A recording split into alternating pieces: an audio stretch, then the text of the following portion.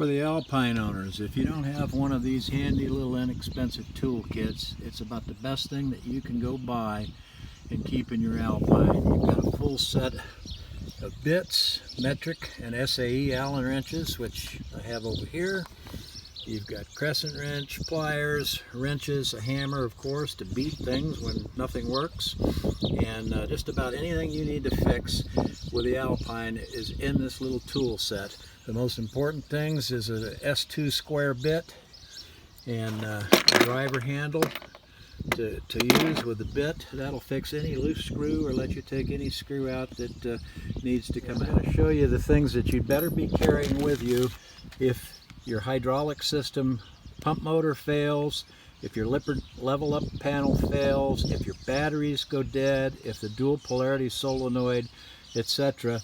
for your hydraulic slide outs or your 6-point hydraulic leveling. I'll show you the tools that you need to have with you. Cordless 3/8" drill, a 6-inch long 1/4" Allen stock that I have in my hand, and a 5/32 Allen wrench with a short end on it. You need the short end so that you can put the Allen wrench into the hydraulic keys. With these 3 items, you don't even need a battery in the Alpine to manually run the hydraulic pump system to open or close your slides or to extend or retract your hydraulic slide out. Okay, I'm going to show you how to use those tools and manually operate your hydraulic system.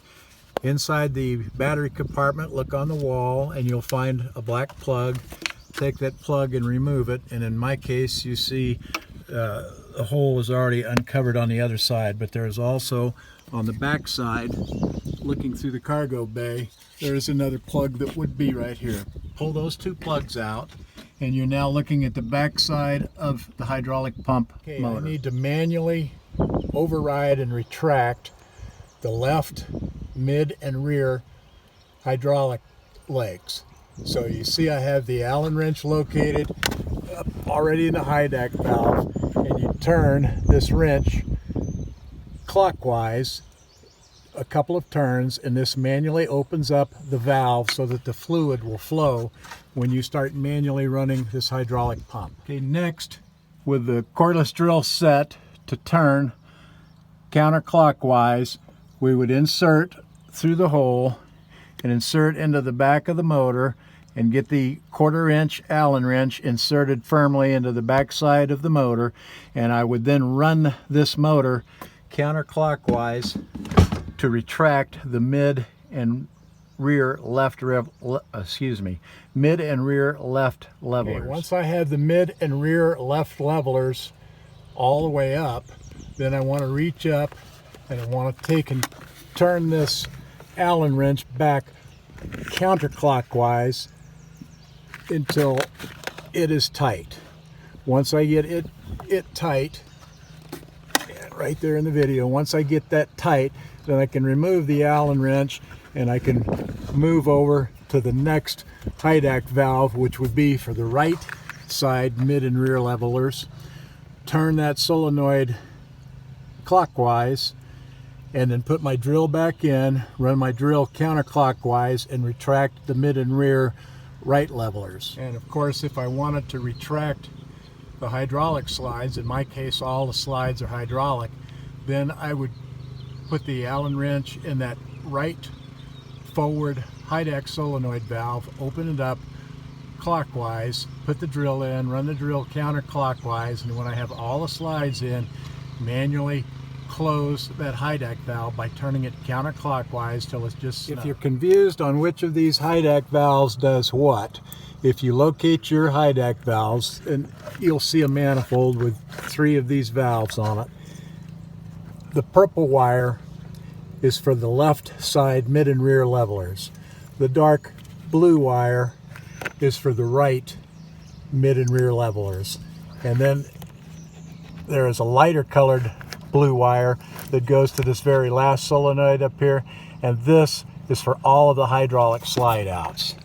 Also, if you look down on the front landing gear, it's pretty much easy to see, so you know where you're going to put the wrench at for that. Okay, once I have my mid and rear right and left side levelers up, my slides in, Now I'm ready to raise the fifth wheel so that I can back my truck up and hook up the Alpine to the truck. Insert the 5/32 Allen wrench into the front of the hydract valve and turn this clockwise to open the valve. Now insert the cordless drill into the back of the pump motor and run the drill clockwise, and that will allow the leveling legs to extend further so that you get the fifth wheel up high enough so that you can back your truck up. Once you have the truck in position, then reverse the drill and run that drill counterclockwise, which is going to retract the front landing gear. And run that drill until your landing gear are all the way up. Actually, you would want to run the landing gear up a little bit, and then I would do a pull test with those landing gears still down to make sure that your hitch locked. Once you've got a successful pull test with the pickup truck, then come back, run that drill and retract the front landing gear all the way up, and then take your Allen wrench, insert it in this manual override screw, and turn this Allen wrench counterclockwise, which closes that hydraulic valve, and that will keep the landing gear up. So that's how you get your slides and all of your levelers up, and also how to manually extend that front landing gear so that you can get your truck backed up underneath. Lower the fifth wheel a little bit, do your pull test. Once you have a successful pull test, then continue and retract those front landing gear. And then most importantly, on each one of these hydract valves, once you're done with the operation that you're doing, whether it's extending or retracting, close that hydract valve counterclockwise so that the fluid won't reverse flow on you. This image gives you a better idea of what those hydract valves look like, and the green arrows point to the manual override screws, and you can see why you need a short end Allen wrench to be able to put on the end of that manual override screw. This image shows you the pressure cutoff switch. This little switch is what stops your hydraulic pump once a cylinder is fully extended or fully retracted if you continue to hold the button. This switch is normally closed and opens up once the set pressure has been reached. If this valve fails on you, you can simply bypass the switch by connecting the yellow and black wires together.